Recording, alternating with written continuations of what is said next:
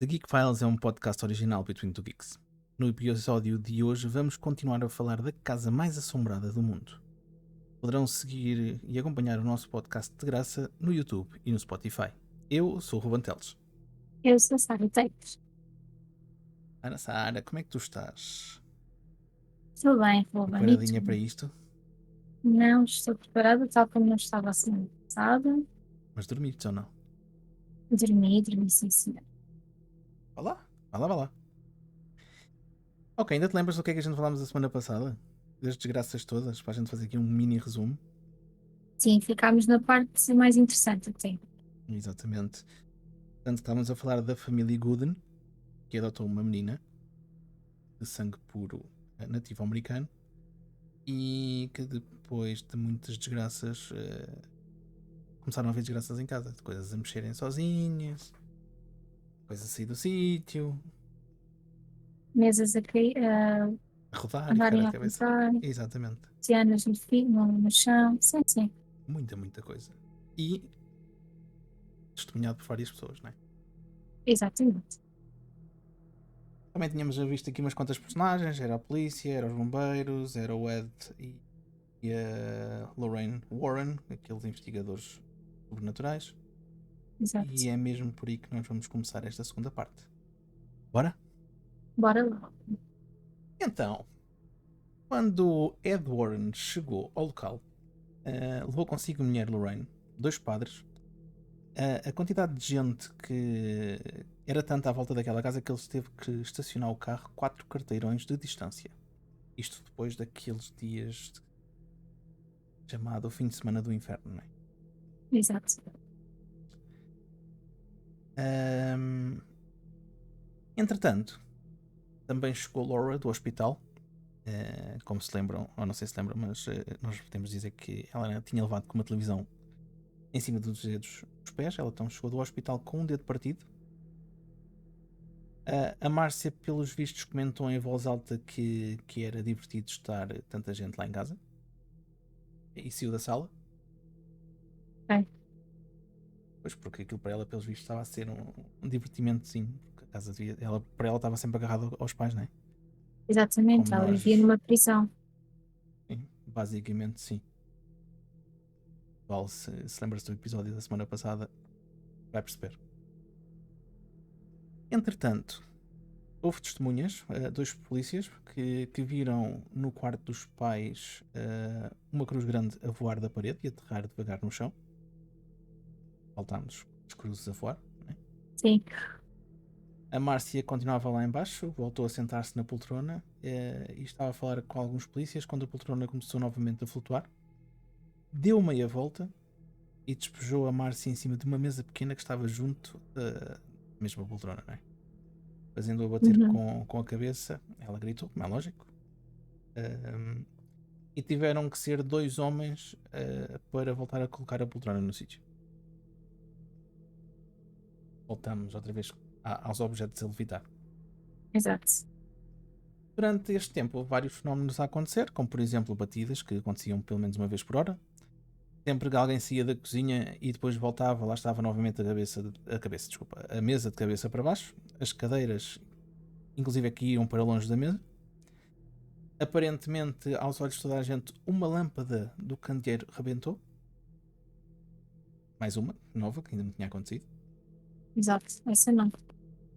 Um dos vizinhos, na tentativa de distrair a Márcia de tudo aquilo, levou-a consigo para a cozinha para fazer café. O Ed Warren também foi e avisou toda a gente que o café estava pronto em cima da mesa, quando iam a sair da cozinha. Mais uma vez, o que é que acontece?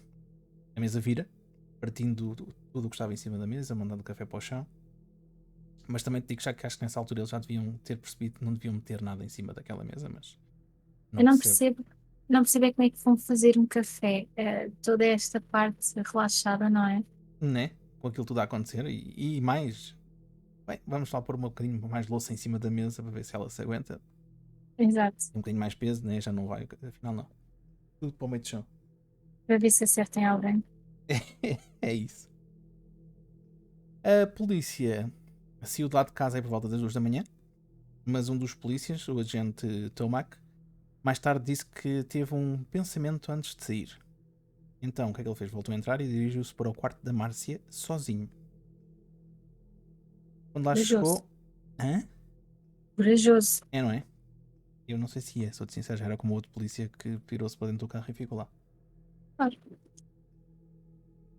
Ninguém estava dentro do quarto, como eu disse. Ele teve a ideia de que, o que quer que fosse que estava a fazer aqueles fenómenos era algo inteligente. Ok? E estava a brincar com toda a gente. Com aquilo tudo. Aqueles fenómenos todos. Então, em pensamento, atenção, ele não disse isto em voz alta. Ele, em pensamento, disse: Se me consegues ouvir, faz com que algo se mexa. Após ter pensado estas palavras, uma foto da Márcia em bebê, uns corubins e, novamente, uma gruz que estava na parede, todos começaram a tremer. Então ele Hum, pensou: ok, podes parar. E tudo parou. ok. Ele não disse isto a ninguém a não ser 40 anos depois, quando estava a ser entrevistado por causa deste caso. Agora, lá está. Para os céticos, assim mais ou menos como eu, podem achar que isto é mentira e foi invenção dele, não é? Um aproveitamento da história. Uhum. Mas pronto, nunca se sabe. Claro. Com tanta testemunha, vamos ver o que é que vai desenrolar aqui da história. Foram deixados entrar alguns repórteres para ver o que se passava. Um deles encontrou um livro de rezas ortodoxos escrito em inglês e em eslovaco, Uhum. antigo neste caso, com umas notas escritas na margem, o que levou a escreverem que a Márcia, vê lá como é que são os jornalistas, que a Márcia Uhum. estava envolvida em práticas ocultas e possuía livros bizarros por todo lado. Meu Deus, coitada. A É, não é? criança. A criança é que levou com as culpas daquilo. Mas, pelos vistos, o livro era de um dos padres que lá estava. Ok. Faz mais sentido. Não é? Com os repórteres lá, a Márcia correu por uma das poltronas que abriu com o impacto e ela ficou com uma cara de admirada, também de gozo, que ninguém levou aquilo a sério e até a própria mãe disse-lhe para ela estar sossegada. Então ela foi brincar com o gato Sam. Neste caso, um fun fact sobre o gato. Ele teve uma operação em outubro de 1974. Desde então, ele andava estranho e com a aparência que queria falar. Depois da operação. Até Jerry,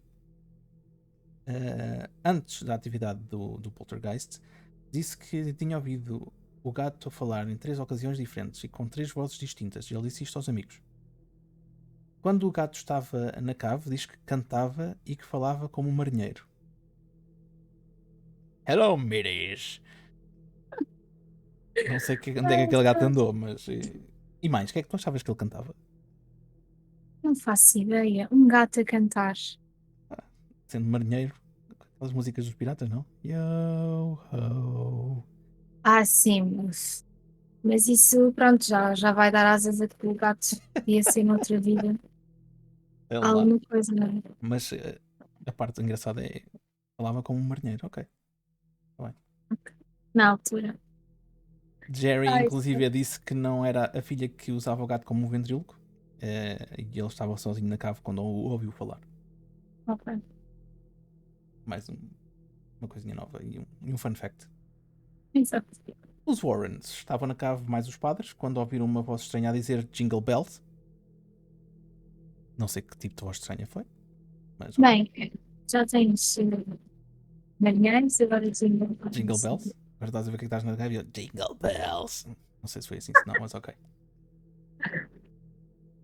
Depois, uns sons estranhos vindos de perto do gato. Possivelmente, se calhar, até foi o gato que disse Jingle Bells em voz de marinheiro.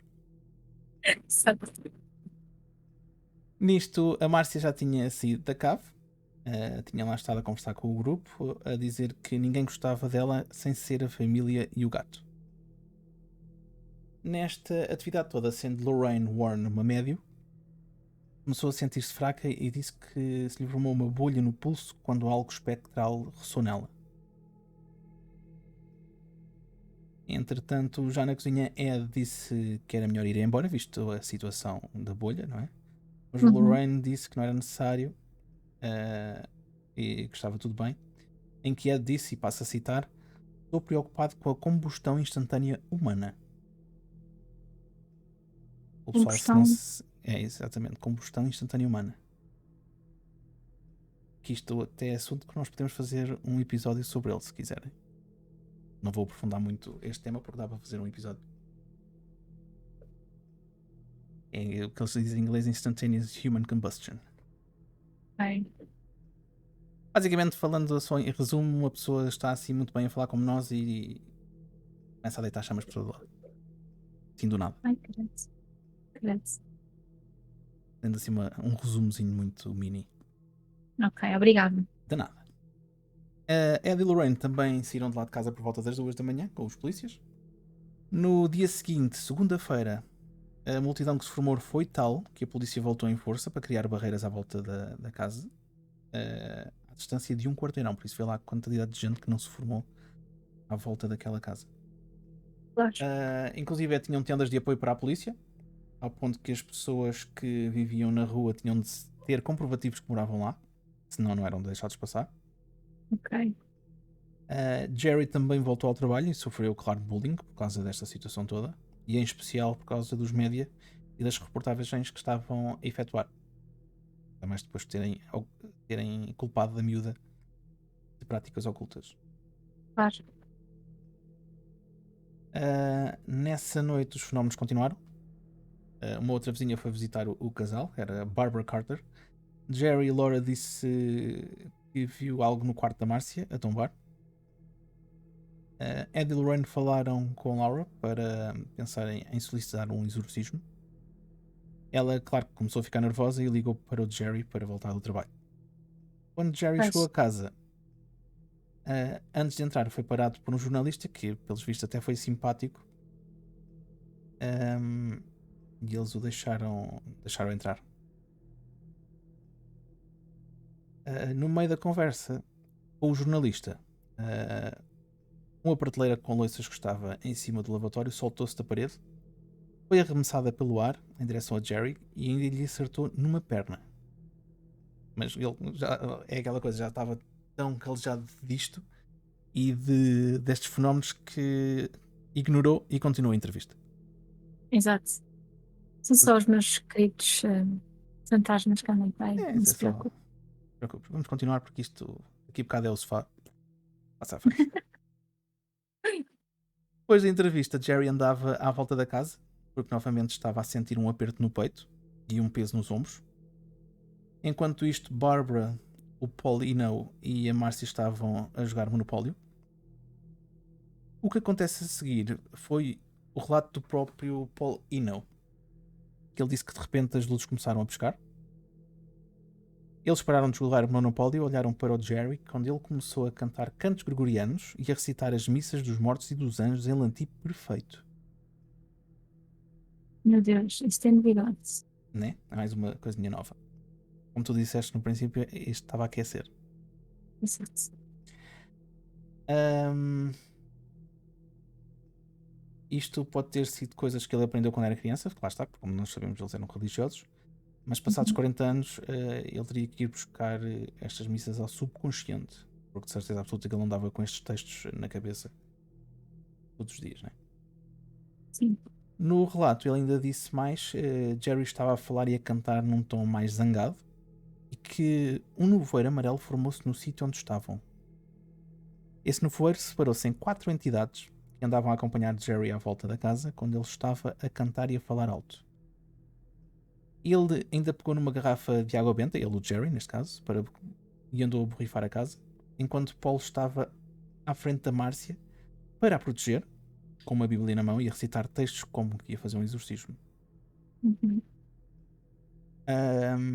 O Paul ainda relatou mais que uma das figuras ou entidades separou-se do Jerry e foi em direção à Márcia e a ele.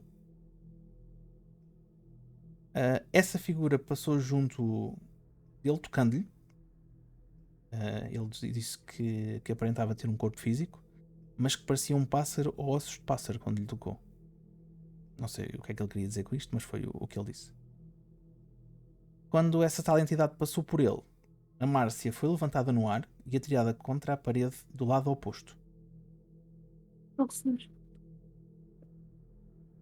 Depois disto, o tal nevoeiro amarelo começou a encher a casa, como é lógico, toda a gente fugiu de lá de dentro. Não iam lá ficar, não é? Graças a Deus. Né?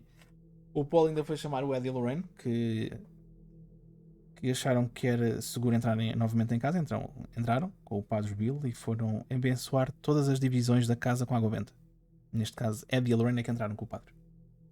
Bem, Na cave, o Padre Bill diz que viu uma sombra na parede, mas que depois olhou melhor e afinal a sombra estava a uns 60 centímetros da tal parede. Entretanto, diz que a sombra começou a ganhar uma forma tridimensional e que ficou a pé ali parada. Ali de pé. Pronto. Ed e Lorraine no sítio dizem que de onde estavam conseguiam ver uma face e uns chifres.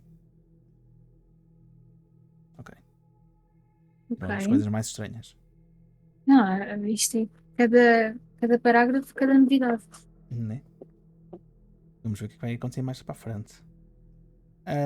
Eles abençoaram a cave e a figura desapareceu, mas acharam melhor, neste caso, não contar aos Goodins, já para não assustar com tudo o resto que estava a acontecer.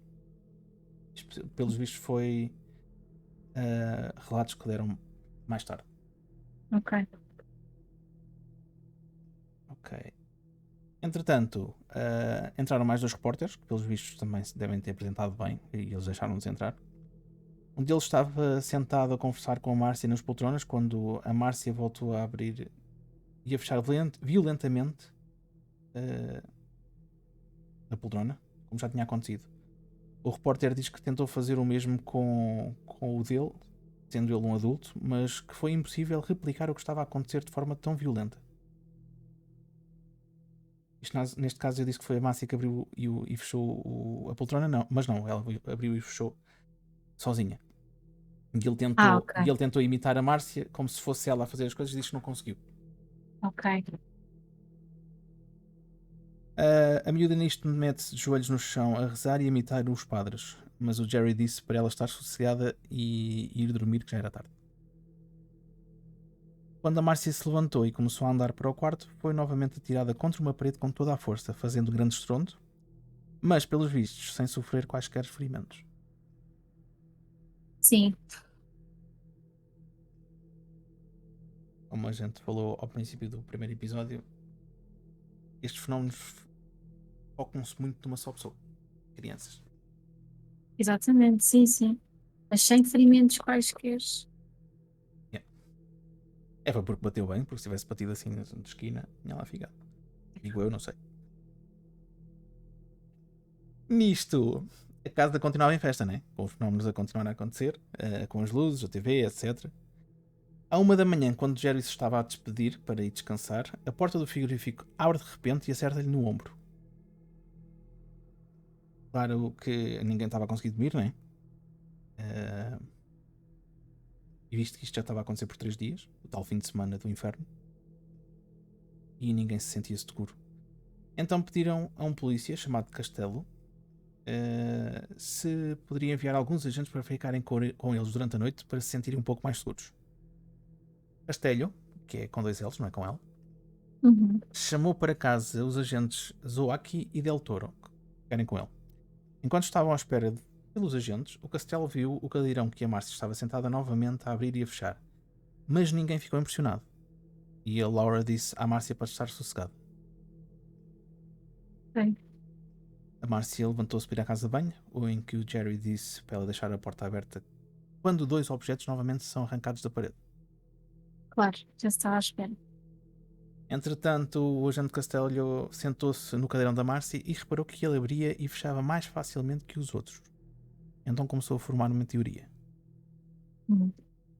Enquanto todos estavam a conversar, o Castelo reparou que a Márcia esticou a perna até à televisão e empurrou-a com o pé, fazendo-a cair, quando ela pensava que ninguém estava a ver. A televisão rebelou e foi bater na perna do Jerry. O Castelo sorriu e olhou para a Márcia e, quando ela reparou nisso, desviou o olhar. Ok. Exatamente aquilo que os putos fazem. Sim. Fazem mal e... Ok, não fui eu. Ele puxou os agentes à parte, o Zuaki e o Del Toro, e disse-lhes que, e passo a citar, acho que o demónio está a ter uma ajudinha da Márcia. O que o agente Del Toro disse à família para voltarem a colocar as coisas no sítio para ver o que se iria passar. Quando estavam a pôr o armário no sítio, o agente reparou que não era muito pesado e que era muito fácil fazê-lo tombar. Ok. Então ele perguntou à Márcia se ela tinha feito a TV cair e o gato falar. Ela disse que sim.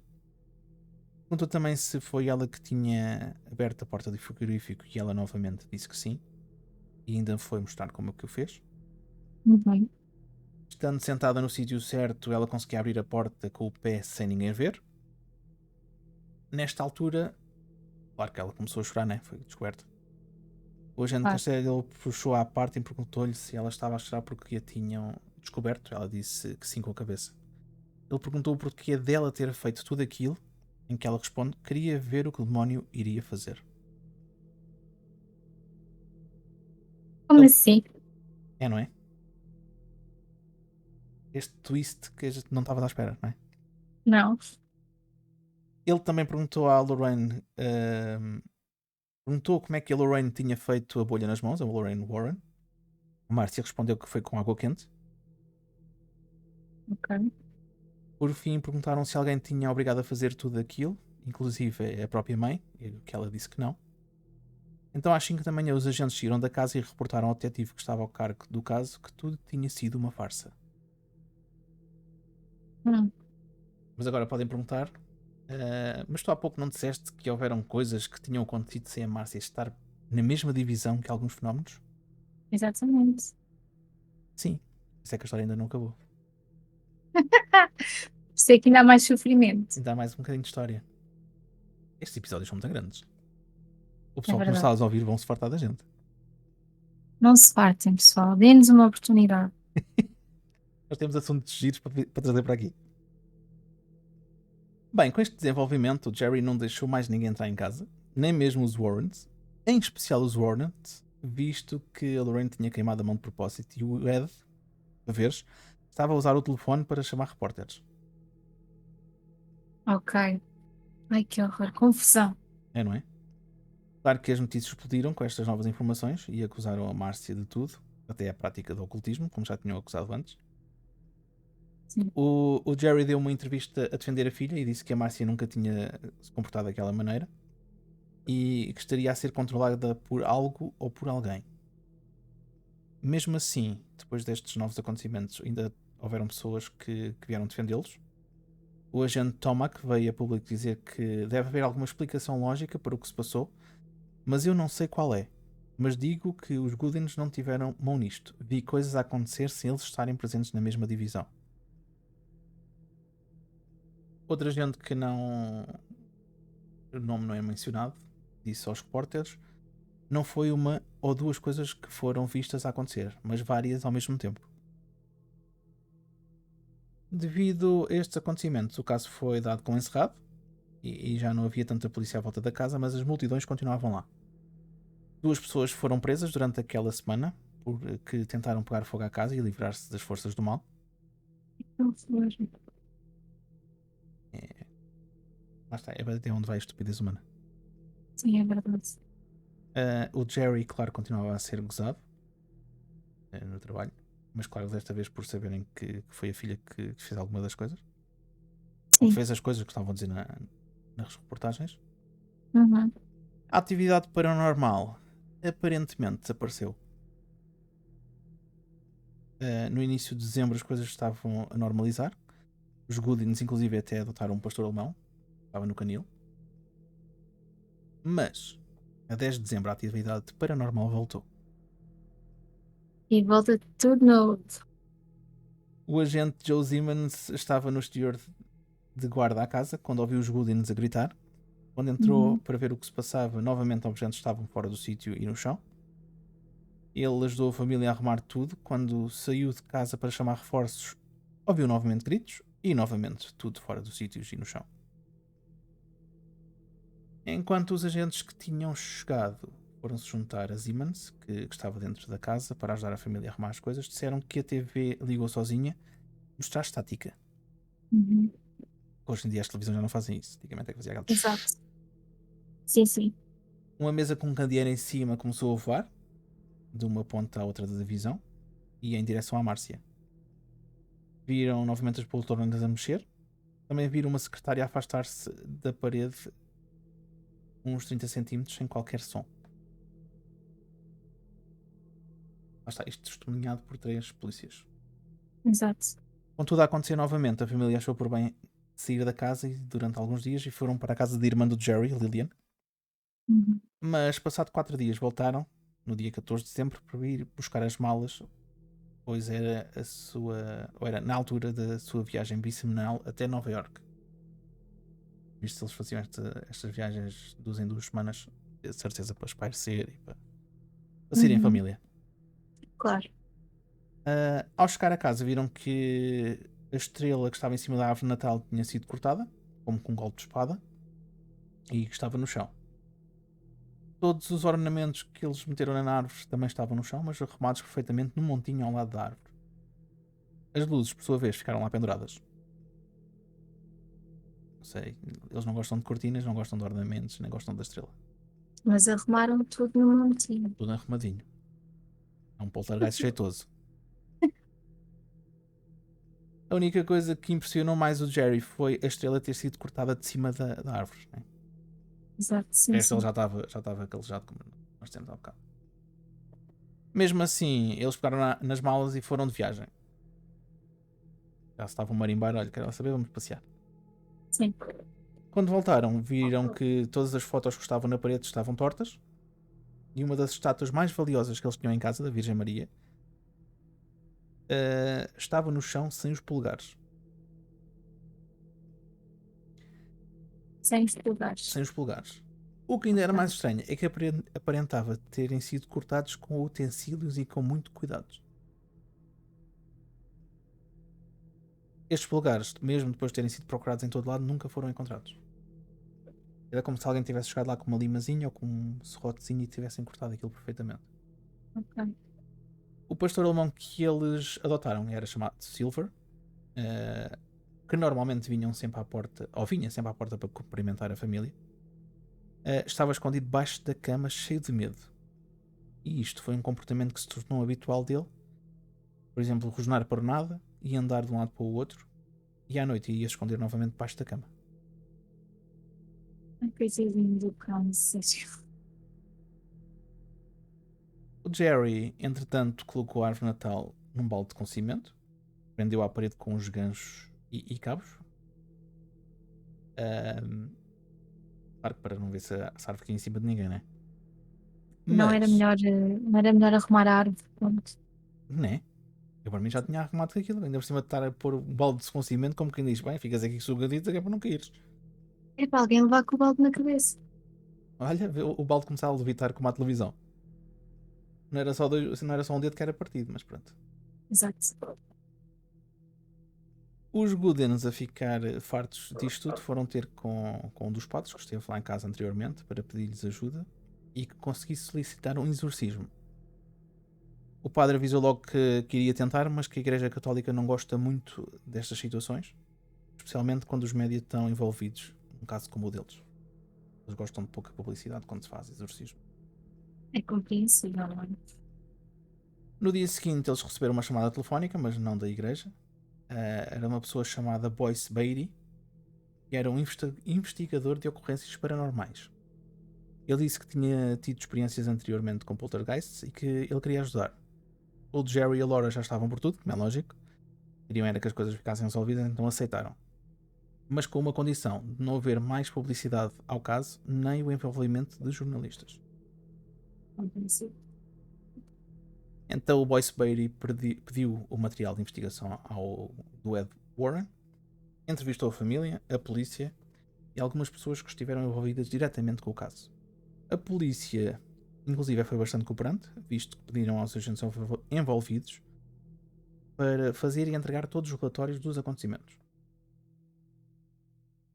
Aparentemente, e de acordo com a equipa de investigação, o inspetor Clark, que aceitou a decisão que tudo tinha sido uma farsa, confessou que talvez a decisão fosse um pouco apressada, mas que tinha sido necessária para acalmar a multidão, e ele gostaria de saber mais. A atividade paranormal continuava, tudo o que acontecia na casa era informado ao Beatty. A 28 de dezembro era o aniversário da Marcia, ela estava a fazer 11 anos. Esta festa de anos decorreu com muito pouca atividade paranormal, inclusive tiveram convidados lá em casa. Os convidados disseram mais tarde que repararam que todos os objetos das paredes estavam presos por cabos, exceto a aparelhagem que já estava toda partida no chão. E alguns convidados, inclusive, disseram que a viram mexer. E isto foi confirmado por várias pessoas. Eu acho que eles apenas se habituaram à presença, não é? Pois. Estás a ver Já o que é que que estás tem a que estar chegar? cá. É isso. E estás a ver o que é que estás a chegar a uma casa e tens tudo preso por cabos na parede? É, Mas e mínimo uma pensas teia de que as cabos? pessoas. Sim, e que as pessoas são malucas, não é? Não Mas sei. lá terem conseguido terem convidados na festa da miúda já não foi mal. Depois Sim, disto tudo, sim, isso é verdade. eu não sei se lá ia à Verdade. casa, de qualquer das maneiras. Não, eu não punho lá os pés. O Boyce Beatty continuou a trabalhar durante este tempo, enquanto estavam a acontecer estas coisas, né? Ele e a equipa dele catalogaram 93 eventos paranormais que aconteceram naquela casa. Estes eventos, para serem considerados, tinham de acontecer sem qualquer ajuda humana e tem de haver testemunhas oculares. Por isso, aquilo que a Márcia fez não foi considerado, nem sequer entrou no relatório. Ok. Beatty, através da investigação, descobriu muitos dos acontecimentos que tinham tido mão da Márcia. Mesmo num dos dias com mais atividade, ele disse que tinha sido tudo uma farsa. Depois destes relatórios. Uhum. E aqui podem ver que ele não estava a pôr panos naquela situação. Ele estava ali era mesmo para descobrir a verdade. A acabar com tudo. Exato. Beatty fez avaliações psicológicas à família e começou a notar alguns padrões. Primeiro, alguns eventos, por exemplo, aconteceram quando houve alguma mudança psicológica na casa. Quando alguém entrava ou saía de uma divisão. Quando alguém atendia o telefone.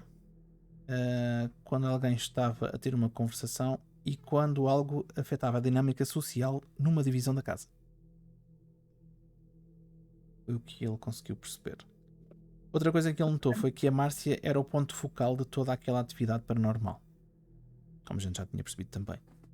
Sim.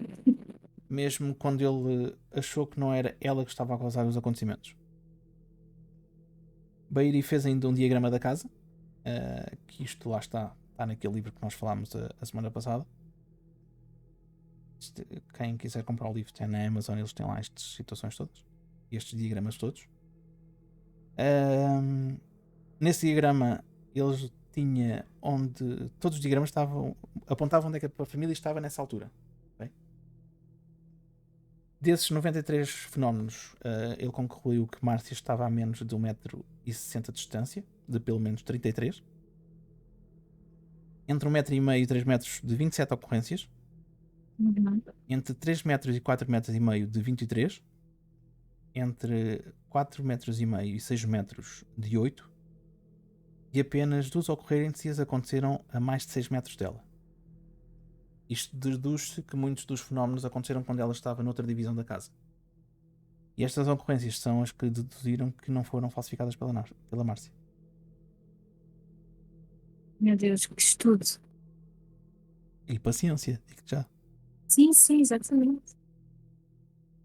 Como vimos aqui, quanto mais perto da miúda, mais atividade paranormal houve. Eu já me estou a enrolar todo.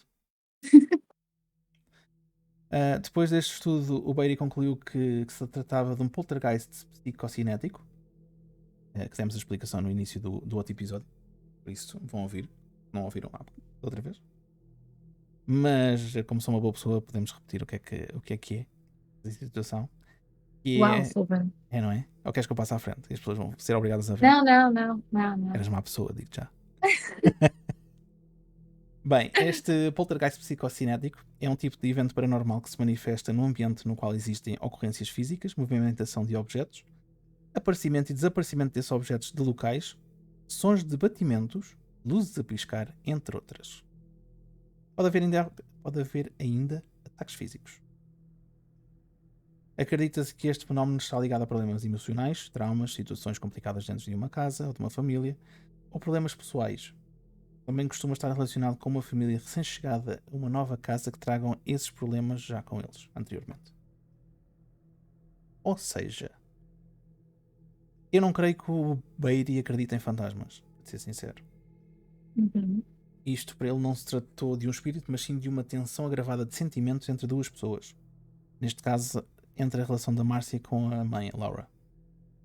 Ok. Especialmente por a Laura ser temperamental e estar sempre a proteger a filha de tudo e de todos. Estas ocorrências agrafaram-se quando o tutor que arranjaram para a Márcia se foi embora, depois da Laura ter retirado a filha da escola, né? Ser ensinada em casa. Sim. Uhum. Ali a Márcia estava a ser sufocada pela mãe e deveria sentir-se sem escapatória. Se formos a ver mais definições ou teorias sobre os poltergeists, muitas vezes nem se fala em espíritos, mas sim em manifestações de energia que pode ser gerada por humanos, animais, ou animais neste caso, e depois afetam objetos nas proximidades. Ok. O Boyce Beatty então aconselhou a família a procurar um psicólogo para terem um acompanhamento e um aconselhamento profissional para a relação entre eles. E ainda aconselhou que a Márcia voltasse para a escola para poder gastar todas aquelas energias emocionais. Acredita-se que a família... Desculpa, quis a dizer? Não faz mal. O psicólogo era mais do que normal eles irem, não é? Sim, Acho que não era nenhuma novidade. realmente da maneira como tratavam a miúda, não era tanto porque estava a passar, mas aqui Traumas antigos. ela sufocar a miúda daquela maneira é muito complicado. Como é a dizer, acredita-se que a família Gooding nunca foi a uma sessão com o psicólogo, mas sabe-se que a Márcia voltou para a escola e possivelmente deve ter tido algum tipo de acompanhamento que é lá obrigatório, né, com estes casos. Uhum. Com a ajuda do padre Doyle e de uma assistente social conseguiram que a Márcia pudesse ir para uma escola privada, com as propinas parcialmente pagas pela escola, para que não tivesse que voltar para aquela escola pública onde estava a sofrer bullying. Por isso em janeiro de 1975, ela voltou para as aulas e aparentemente estava feliz. Ok. Boa. Tá bem. Pelo menos já é uma coisa positiva. Os Goodins acharam que era a melhor maneira de fugir do poltergeist era sair de vez daquela casa, por isso colocaram-na à venda. Entretanto, continuaram a sofrer ridicularização por parte da população. Inclusive atiravam ovos à casa, pedras às janelas, arrancavam os espelhos do carro, além de cortarem os pneus do carro, o Ai, que meu torna Deus. cada vez as pessoas mais estúpidas. Exato. Em dezembro de 1975, possivelmente os Goodens concluíram que não iriam conseguir vender a casa, né? Isto deduz-se por causa de um postal de Natal que a família enviou ao Beatty, em que dizia, e passo a citar: "Queridos Sr. e Sra. Beatty, escrevemos estas poucas palavras para vos dizer que estamos bem e a viver em Lindley Street. Desejamos que tenham um Feliz Natal. Jerry, Laura e Márcia." Em janeiro de 1976, Jerry pintou a casa de branco e arranjou um jardim. Segundo os relatórios, Márcia estava a ir muito bem na escola, desculpa, e Uhum. os Goodins pararam de vez de dar entrevistas. A família Beatty continua a receber postais de Natal todos os anos, até que receberam um último em dezembro de 1980, que dizia: "Queridos Senhora e Senhora Beatty, desejamos que tenham um Feliz Natal. Bem, quando a nossa filha atingir os 18 anos, ela informou-nos que vai à procura da família biológica no Canadá. Nós estamos bastante chateados com isso. Ela disse-nos que não fomos bons o suficiente para ela. Não podemos fazer mais nada que rezar que ela mude ideias. Por favor, rezem também por nós. Família Gooden." Meu Deus. Reviravolta. Especialmente sabendo que ela tinha sido maltratada pelos pais, não é? Quando era pequena. Já Sim. esqueceu-se com este tempo todo. Como já deduzimos, eles nunca saíram da casa. Laura morreu em junho de 1993, aos 68 anos de idade, devido a um acidente de carro. O Jerry morreu a 24 de setembro de 1997, aos 78 anos, causas naturais. Sobre a Márcia, William Hall, o tal autor do livro The World's Most Haunted House, que é o tal livro que eu te falei há bocado que esta história é baseada, ou Sim. neste caso, o livro onde foi escrito os factos desta história, os relatórios todos da polícia, aqueles diagramas, etc. Sim. Ele conseguiu localizar um primo da Márcia, que informou que ela tentou procurar a família no Canadá, mas depois disto a família Gooden perdeu a Márcia de vista. Mais souberam dela. Também há um relatório no Hospital de Ohio Health em Med Shelby, que diz que uma Marcia Godin morreu de causas naturais aos 51 anos. E que após uma investigação concluíram que sim, ela era a Márcia da nossa história. E acabou por ir viver em Ohio, nos Estados Unidos, e mudar o nome para Marcia Godin. Houve mais teorias sobre o assunto. Por exemplo, Ed Warren continuou a afirmar que tudo tinha sido obra de um demónio. Um dos padres que deixou de o ser, que deixou de ser padre, neste caso, visto ter sido expulso, tornou-se jornalista e investigador paranormal. Disse que tinha sido obra de parasitas ou de seres de mundos paralelos que se alimentam da energia que sentimentos negativos emitem. Instalaram-se na casa e fizeram todos aqueles fenómenos para que a família continuasse a ter todo aquele turbilhão de sentimentos. Já era uma teoria muito mais radical, não é? Sim. E pronto. É isto a história sobre a família Gooden e do Poltergeist de Lindley Street. Já vais dormir melhor? Ou nem por isso? Não. Portanto, esta história é muito. Não é? Toda a gente tem a sua opinião. Exatamente. Toda a gente tem a sua opinião. Há testemunhas. Há pessoal que acha que aquilo é uma farsa. Temos um Há montão de. estudos. Há estudos. Há aquele Beiri que conseguiu prever já nem sei quantos acontecimentos que aconteceram na casa sem terem. 93. 93, salvo erro, sim. Tinha que andar aqui com o texto para trás. Mas eram bastantes, em que a Márcia não estava sequer envolvida. É isto. Agora, se terá sido uma farsa ou a obra de um poltergeist, fica na ideia de cada um pensar o que acham. E se quiserem deixar os vossos comentários por baixo do podcast, estejam à vontade. Eu só acho que a família feliz não foi. É pá, sim. Portanto, Especialmente a miúda, desde pequena que foi ali protegida exageradamente por uma mãe que também exato. estava fragilizada sentimentalmente, neste caso, ter perdido também o filho que era deficiente, não é? O erro começa quando não estão bem psicologicamente para adotar uma criança. Exato. Além de que essa criança já vinha com problemas anteriores de ser maltratada pelos pais biológicos e ser Exatamente. presa numa cadeira durante horas. Pois, verdade. Bem, e ficamos por aqui. Obrigado por nos terem estado a ouvir. Para a semana voltamos com um novo episódio e um novo tema. Não se esqueçam que podem ouvir o podcast aqui no Spotify de graça e no YouTube. Mais tarde podem ver o vídeo. Sigam também o Between Two Geeks nas redes sociais, no YouTube e no Twitch. E vemo-nos para a próxima semana. Tchau, tchau, pessoal. Tchau, Ruben.